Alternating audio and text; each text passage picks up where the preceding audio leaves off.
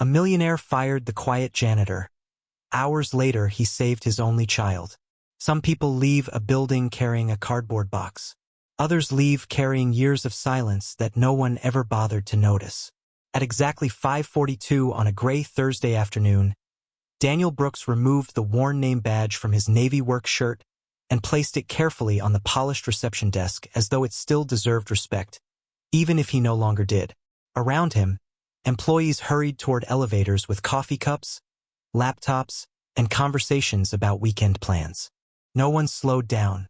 No one asked why the man who had quietly kept the headquarters spotless for nearly 12 years was suddenly walking out with nothing but a faded lunch cooler and a folded jacket tucked beneath one arm. Daniel simply smiled at the young receptionist whose eyes filled with uncertainty. "Have a good evening, Emily," he said softly. He remembered everyone's name. It had always mattered to him. Upstairs, Ethan Caldwell stood inside a glass conference room overlooking downtown Chicago, where sunlight reflected off steel towers that seemed as untouchable as his reputation. Numbers filled the large screen behind him. Efficiency, restructuring, cost reduction. The board had applauded his decision to eliminate positions they called unnecessary. Janitorial services would be outsourced by Monday. Cleaner balance sheets, better margins, faster growth. Ethan accepted the congratulations with the calm confidence of a man who believed difficult decisions were proof of strong leadership. He never saw Daniel's face. To him, it had been another signature on another document before the next meeting began. Outside, Daniel paused beside the small maple tree planted near the employee entrance years earlier. He brushed a few dry leaves away from the stone border without thinking. Old habits did not disappear because a paycheck did. A security guard watched from across the parking lot. "You don't have to do that anymore," the guard called gently. Daniel looked down at the leaves for a moment before offering a quiet smile. "I know," he answered. "It just didn't seem right to leave them there." The guard lowered his eyes, suddenly unable to think of anything else to say. Daniel continued toward the bus stop, moving slowly, his shoulders slightly heavier than they had been that morning. Inside his jacket pocket rested a folded photograph of his late wife, Margaret.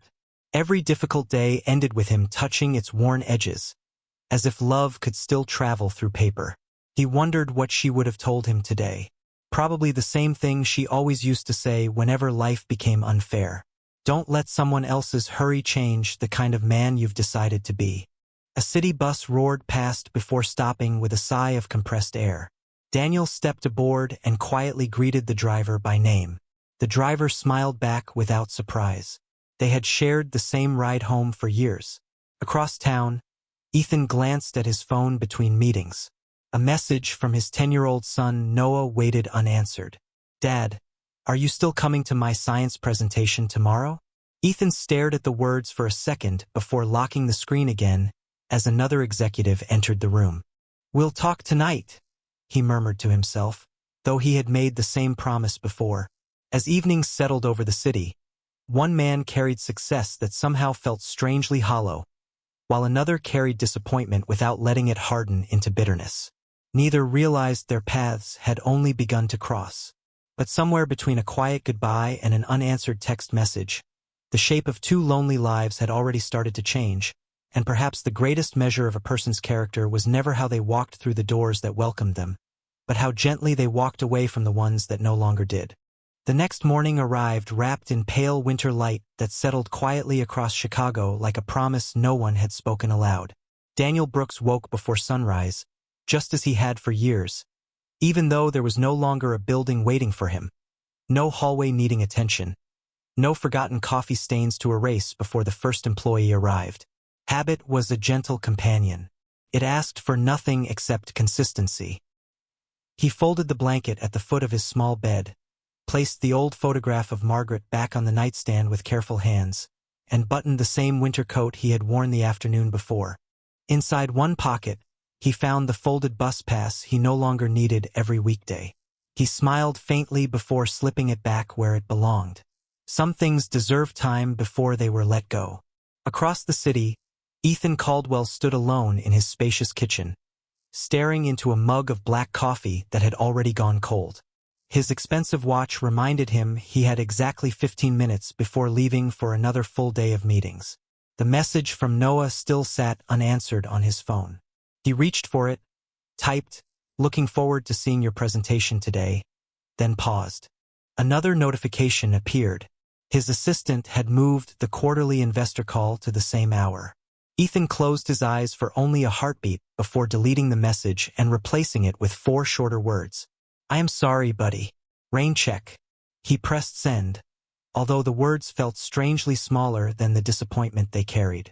Meanwhile, Noah quietly folded the cardboard solar system he had spent 3 evenings building with glue, paint, and patient determination. One chair beside him at the school auditorium would remain empty again. He said nothing when his teacher smiled sympathetically. Instead, he carefully placed the model inside a box so none of the planets would bend. He had become surprisingly good at protecting fragile things. Daniel spent the morning at the neighborhood library searching for temporary work on an old public computer. The librarian recognized him immediately. "Good to see you, Mr. Brooks," she said warmly. "The usual table?" Daniel nodded with gratitude. Someone remembering your place in the world could feel like a gift after losing another one. Before sitting down, he noticed a little boy struggling to reach a book on the highest shelf. Without speaking, Daniel stepped closer, lifted the book gently into the child's waiting hands, and returned to his chair before the grateful mother could say more than thank you. Quiet kindness had never required an audience. As noon approached, Daniel unfolded the brown paper bag holding the simple lunch he had prepared that morning. Alongside his sandwich rested the old photograph of Margaret, tucked there by accident when he had searched his coat pocket for a handkerchief. He laughed softly to himself. "You still keep showing up," he whispered. Across town, Ethan glanced through the glass wall of another conference room and caught his own reflection instead of the skyline. For the first time in years, he did not notice the tailored suit or the polished shoes. He noticed tired eyes. Eyes that had measured profits so carefully they had almost forgotten how to measure moments. Somewhere, a little boy was packing away a science project without his father. Somewhere else, an aging man with no job still greeted strangers with quiet warmth. Neither of them believed they had anything left to offer the other, and yet the invisible thread connecting lonely hearts had already begun tightening in ways neither one could possibly understand. Saturday morning carried a different rhythm than the business week. The streets around Lincoln Park filled with parents carrying folding chairs, children clutching homemade projects, and neighbors greeting one another without checking the time. Daniel Brooks wandered there with no destination beyond the comfort of familiar sidewalks. His winter coat shielded him from the crisp breeze, and Margaret's photograph rested safely inside the inner pocket, close enough to his heart that he no longer noticed the habit of touching it every few minutes. He stopped outside a small bakery where the smell of fresh cinnamon drifted into the air. Through the window, he noticed a birthday cake decorated with tiny blue planets, almost identical to the ones he had glimpsed inside the cardboard box the little boy had carried through the library the afternoon before. The coincidence brought an unexpected smile. Somewhere, another child had spent hours believing small details mattered. Across the park, Noah Caldwell sat alone on a wooden bench beside the school gymnasium after the science fair had ended.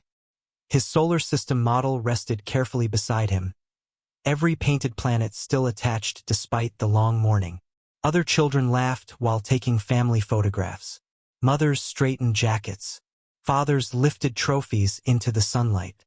Noah quietly folded the participation ribbon into his pocket before anyone could notice that he had not needed help carrying anything home. Ethan arrived nearly 40 minutes late. His polished shoes crossed the sidewalk with unusual hesitation. The expensive watch on his wrist reminded him exactly how much he had missed, but numbers suddenly felt meaningless. He spotted Noah immediately. The boy did not wave. He simply looked up, offered a polite smile far older than 10 years should allow, and said, "It is okay, Dad. I know you are busy." Those words landed more heavily than anger ever could have. Ethan knelt beside him and noticed the carefully painted planets inside the cardboard box. Saturn's ring had been repaired with transparent tape. Someone had fixed it with remarkable patience instead of replacing it. "You repaired it yourself?" Ethan asked quietly. Noah nodded. Sometimes things do not have to be perfect to still matter. Ethan found himself staring at the taped ring far longer than expected. The sentence echoed somewhere deeper than he wanted to admit. As father and son began walking toward the parking lot, a gust of wind slipped between the buildings. A folded sheet of construction paper escaped the science project and drifted across the sidewalk. Before Noah could react, another hand caught it gently in midair. Daniel smiled as he brushed away a few specks of dust before returning it. Looks important, he said warmly. Noah accepted the paper with both hands. Thank you, sir.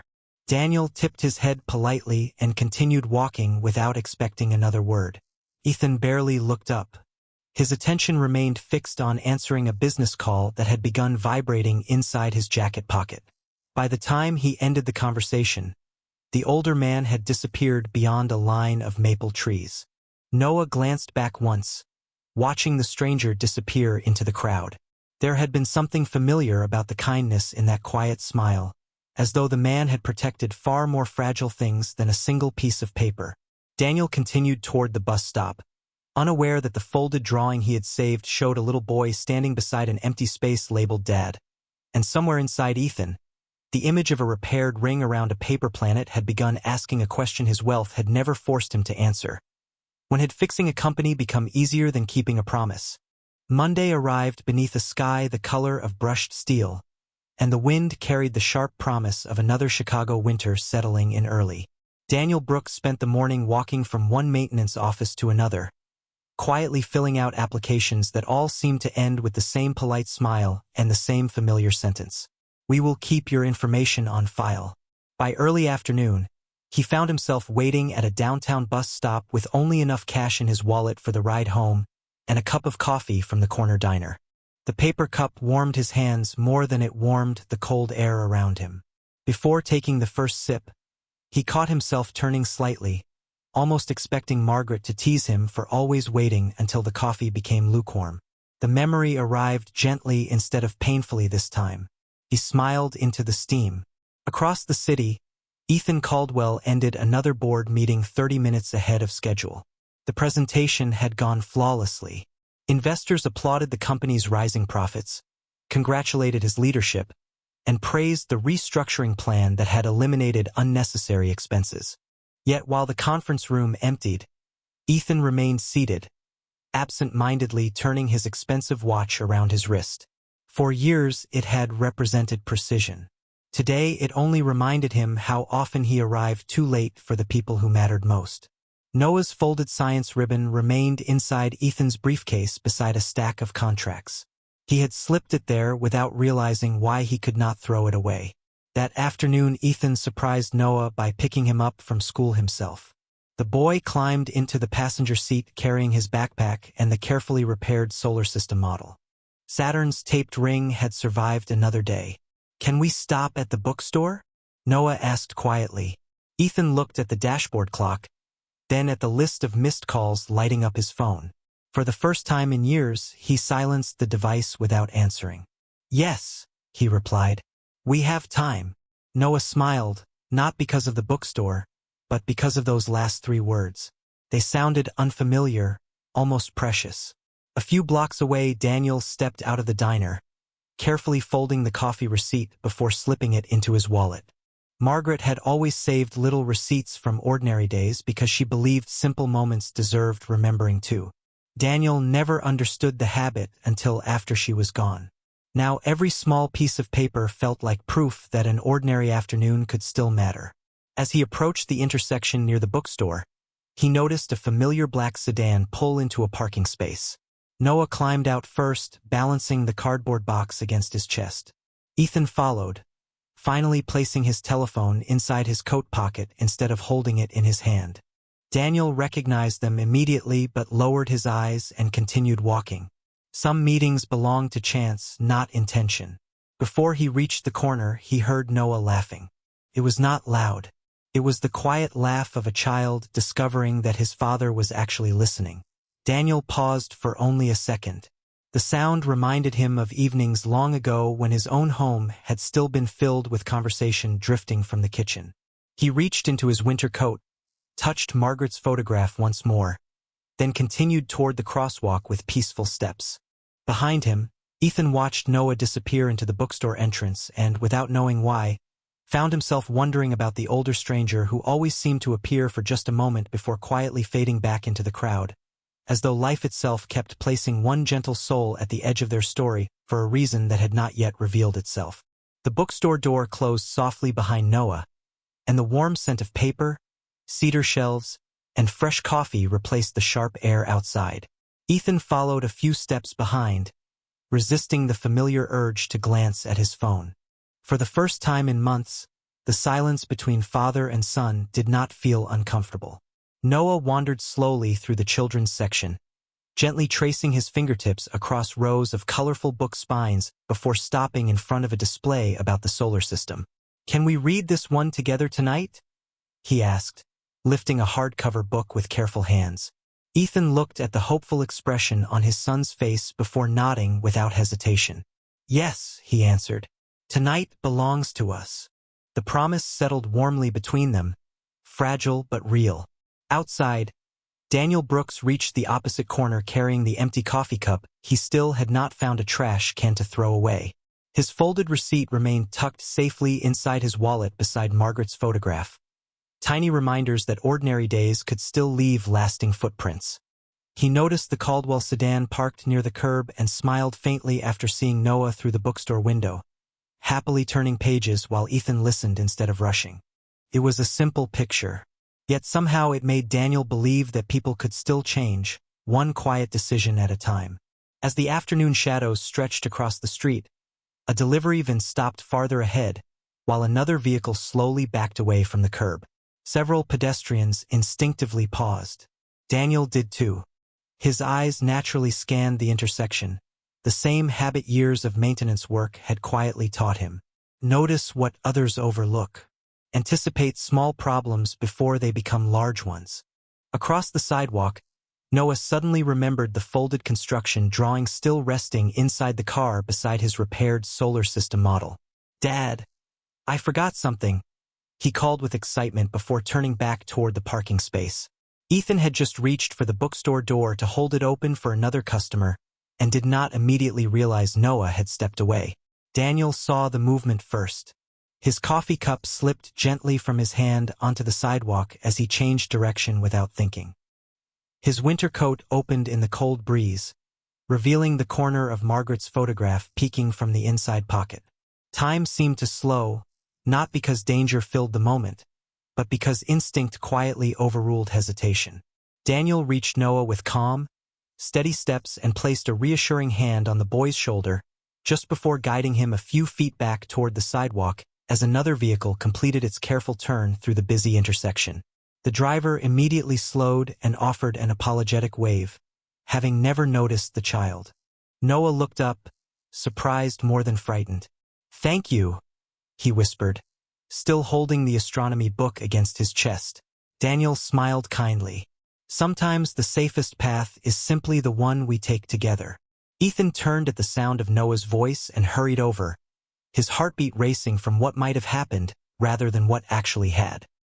He saw the older man standing beside his son, recognized the familiar winter coat, and then remembered, almost all at once, the quiet stranger who had caught the drifting drawing, the gentle smile that had expected nothing in return, and the face he had never truly looked at before. Daniel bent to pick up the empty paper coffee cup from the sidewalk, brushed away a little dust, and quietly prepared to continue on his way, leaving Ethan with a gratitude that arrived far too late to fit inside ordinary words and a question that would stay with him long after the afternoon faded. Why would a man who had every reason to walk away always choose to stay just long enough to protect someone else? Ethan remained motionless for several seconds after Daniel turned to leave. The city continued moving around them as though nothing remarkable had happened. People crossed the intersection carrying shopping bags, a bicycle rolled past, and somewhere behind them an espresso machine hummed inside the bookstore cafe. Yet Ethan could not take another step. His expensive watch still circled his wrist, but for the first time in years it measured something different. Not appointments, not earnings, regret. "Sir," Noah said quietly, looking up at the older man, I do not think we ever thanked you properly. Daniel stopped and turned with the same gentle expression he seemed to carry everywhere. You already did, he answered. You remembered your manners. Noah smiled, but Ethan's voice caught before the words finally emerged. Please, wait. Daniel did. There was no resentment in his face, only patient silence. Ethan walked closer, studying the familiar features that had suddenly awakened an uncomfortable memory. The careful posture, the calm eyes, the same winter coat he had seen leaving the company only days earlier. Then the memory settled into place. You worked at Caldwell Financial, Ethan said almost to himself. Daniel nodded once. I did. A cold weight settled across Ethan's chest. You are Daniel Brooks. Another quiet nod. Ethan lowered his eyes. The sidewalk suddenly felt far less solid beneath him. I signed the paperwork. Daniel did not rescue him from the sentence. He simply waited. The silence carried more grace than accusation ever could. Noah looked from one man to the other, sensing a story no one had explained. Ethan finally spoke again. I never even met you. Daniel offered a faint smile. You were busy. The answer contained no bitterness. Somehow that made it harder to hear. Ethan reached into his coat and instinctively pulled out his wallet. His fingers paused before removing a business card. Felt strangely inadequate. Money had solved nearly every problem he had ever faced, but standing there, it seemed almost embarrassingly small. May I at least buy you a cup of coffee? He asked quietly. Daniel glanced at the empty paper cup still resting in his hand before looking back at Ethan. Coffee tastes better when it is shared, not purchased, he replied. Noah looked toward the nearby cafe with hopeful eyes. Then maybe all three of us could have one. Well, hot chocolate for me. Daniel laughed softly, a warm sound that seemed unfamiliar even to himself. It had been longer than he cared to remember since someone had invited him to simply sit down instead of moving along. Inside the cafe, they found a small table near the window. Ethan removed his watch and placed it beside his untouched coffee without thinking, as though laying aside the constant pressure that had ruled his days. Noah carefully set his repaired solar system beside the sugar jar, Saturn's taped ring catching the afternoon light. Daniel slipped Margaret's photograph from his winter coat while reaching for a napkin. Noah noticed the worn picture immediately. Is that your wife? He asked gently. Daniel looked at the photograph for a long moment before smiling with quiet affection. She still reminds me what kind of man I want to be. Ethan lowered his eyes into his coffee, now growing colder by the minute. For the first time in many years, he wondered whether success had quietly asked him to become someone he had never intended to be, and whether the man sitting across from him had just begun showing him the way back. Snow began falling just before they stepped out of the cafe, not in thick waves but in slow, drifting flakes that softened the noise of downtown Chicago. Noah tilted his face toward the sky and laughed as tiny crystals landed on his scarf. Daniel buttoned his winter coat before carefully slipping Margaret's photograph back into the inner pocket, smoothing the edge as though tucking away another quiet conversation. Ethan noticed the gesture this time. It was not the picture itself that held his attention. It was the tenderness. A man who had lost so much still handled love as if it had never left him. They walked together without deciding who should lead. Noah naturally settled between them, balancing the cardboard solar system beneath one arm while carrying his cup of unfinished hot chocolate with both hands. Saturn's taped ring had begun curling slightly at one edge. Daniel stopped beside a small public bench and reached into his coat pocket for the folded receipt from his coffee earlier that day. Without saying a word, he carefully slid the sturdy piece of paper beneath the loose ring to support it until Noah could repair it properly at home. There, Daniel said with a quiet smile. Sometimes little things simply need something steady underneath. Noah examined the repair with genuine admiration. You always know how to fix things. Daniel looked toward the snowy sidewalk before answering. Not always. Just enough to keep them from falling apart today. Ethan heard far more than Noah did. Those words settled inside him with unexpected weight. He thought about the company he had built, the employees he had measured by spreadsheets, the meetings that always mattered more than birthdays, school projects, or quiet evenings. He had spent years replacing instead of repairing. It had always seemed faster. They reached the entrance to a nearby train station where commuters hurried past without lifting their eyes.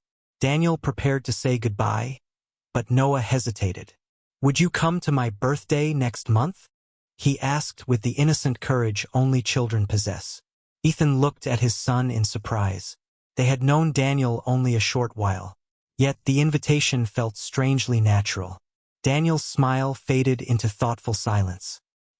He reached into his wallet, where Margaret's photograph rested beside the carefully folded coffee receipt, and gently touched both before answering. "It has been a very long time since anyone invited me to a birthday party." Noah stepped closer. "Then maybe it is time." Daniel looked toward Ethan, uncertain whether he had crossed an invisible line. Ethan met his eyes without looking away. "I would like that too," he said quietly. There was no trace of business in his voice. No negotiation. No obligation. Only sincerity. Daniel nodded almost imperceptibly. "Then I will be there." Noah beamed as though the promise itself were the greatest gift. A train rumbled beneath the street, sending a gentle vibration through the platform. Ethan glanced down at the expensive watch resting once again on his wrist, but instead of checking the hour, he unclasped it and slipped it into his coat pocket. For once, he did not want the afternoon measured in minutes. He wanted to remember it exactly as it felt. As Daniel walked toward the station entrance, he realized something had quietly changed inside him as well. For the first time since Margaret's passing, accepting kindness no longer felt like betraying the life they had shared. It felt like honoring it. And as the falling snow slowly covered the footprints they left behind, one question lingered gently in all three hearts. Could an ordinary invitation around a birthday cake become the place where strangers finally began to feel like family? The weeks that followed unfolded with a quiet steadiness neither Ethan nor Daniel had expected. Some evenings they met at the neighborhood park where Noah insisted on bringing his repaired solar system, although by then Saturn's ring no longer needed the folded coffee receipt hidden beneath it. Daniel had replaced it with a thin wooden circle he carved from a leftover piece of maple, sanding every edge until it felt smooth beneath Noah's fingertips. "This one might last a little longer," he said with a gentle smile. Noah turned the tiny planet beneath the fading sunlight and grinned. "I think it will." Ethan watched from a nearby bench, a paper cup of coffee warming his hands while his phone remained switched off inside his coat pocket. Months earlier, that simple choice would have seemed impossible. Now it felt strangely freeing. One Saturday afternoon, Noah asked Daniel if he could teach him how to build something with wood. Daniel led him to the small workbench in his apartment building's shared basement, where old tools hung neatly along the wall. The room smelled of pine, machine oil, and memories. Resting above the bench stood a framed photograph of Margaret, smiling exactly as she had in the worn picture Daniel still carried inside his winter coat. Noah studied the frame quietly. "She looks kind," he whispered. Daniel nodded. She believed every person deserved to feel welcome before they felt important. Ethan stood silently near the doorway, hearing the sentence as though it had been spoken directly to him. Without realizing it, he thought about his office lobby, where visitors admired marble floors but rarely received genuine smiles. He wondered how many people had walked into his company feeling invisible. A few days later, Ethan requested a meeting with his executive team. The board expected another presentation about expansion and quarterly growth. Instead, he placed his expensive watch on the conference table before saying a single word. "I spent years measuring the wrong things," he admitted calmly. Several executives exchanged puzzled glances. Ethan continued, "Beginning today, I want every employee to know the people whose work often goes unnoticed. Receptionists, maintenance crews, security officers, custodians. We cannot build a healthy company if we only celebrate those who sit in the highest offices." No one applauded. The room remained unusually still. Yet for the first time, Ethan did not mistake silence for disagreement. Sometimes silence simply meant people were thinking. That evening he drove to Daniel's apartment carrying nothing more than a bakery box tied with blue ribbon. Inside rested Noah's birthday cake, decorated with small planets circling a bright yellow sun. "I thought you might help me carry it upstairs," Ethan said. Daniel accepted the box with both hands, noticing how carefully Ethan held it, almost as though it contained something more delicate than frosting. Together they climbed the narrow staircase without speaking. Before opening the apartment door, Daniel paused and touched Margaret's photograph inside his coat.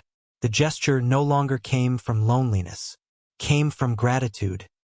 He wished she could have met the father who was slowly learning to become present and the little boy whose kindness had quietly rebuilt 3 lives at once. As laughter drifted from inside the apartment, Ethan realized he was no longer trying to repay a debt. He was protecting a friendship that money had never been able to purchase, and somewhere deep within Daniel, another question gently unfolded, not whether he deserved to belong again, but whether love sometimes returned wearing faces we never expected to recognize. Spring arrived almost without announcement. The snow had disappeared from the sidewalks. Young leaves shimmered along the maple trees outside Caldwell Financial, and sunlight reached corners of the city that had seemed forgotten all winter.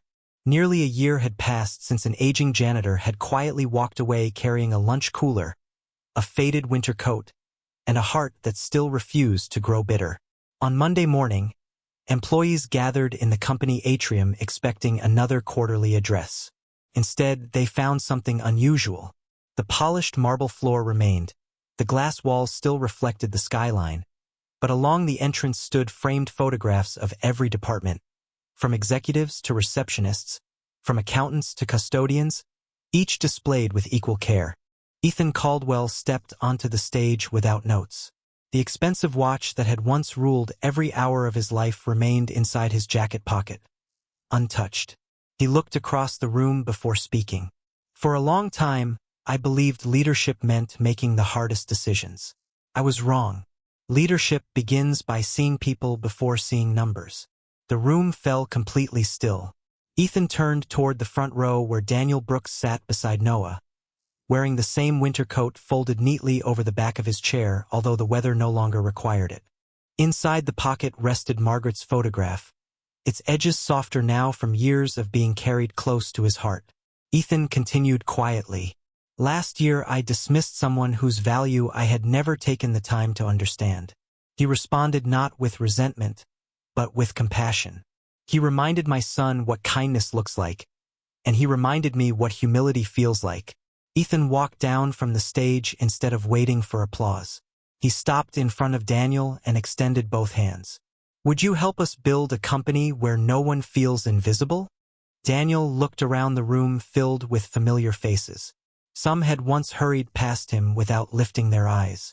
Now they stood waiting, not because of his past job title, but because of the character they had finally learned to recognize.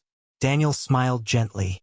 "I cannot teach people how to clean a building forever," he said, "but perhaps I can help them take better care of one another." The answer was enough. Noah ran forward carrying the small wooden Saturn they had repaired together months before. The folded coffee receipt was gone, yet Daniel kept it safely inside the same wallet beside Margaret's photograph, not because he still needed it, but because it reminded him that even the smallest acts of support could hold something precious together until healing arrived. That evening the 3 of them shared coffee and hot chocolate on the same park bench where so many quiet conversations had begun. The birthday cake had long since disappeared. The paper cups would eventually be thrown away. The wooden planet would one day become too small for Noah's growing hands.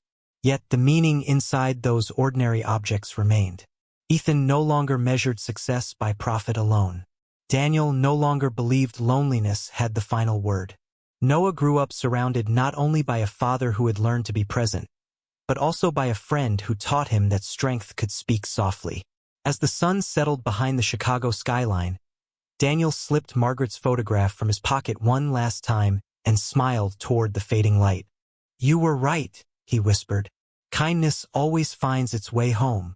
And perhaps that is why true dignity never needs to announce itself, because long after power has been forgotten, the quiet hearts that chose compassion over pride continue changing lives in ways the world may never fully count, yet generations will always remember."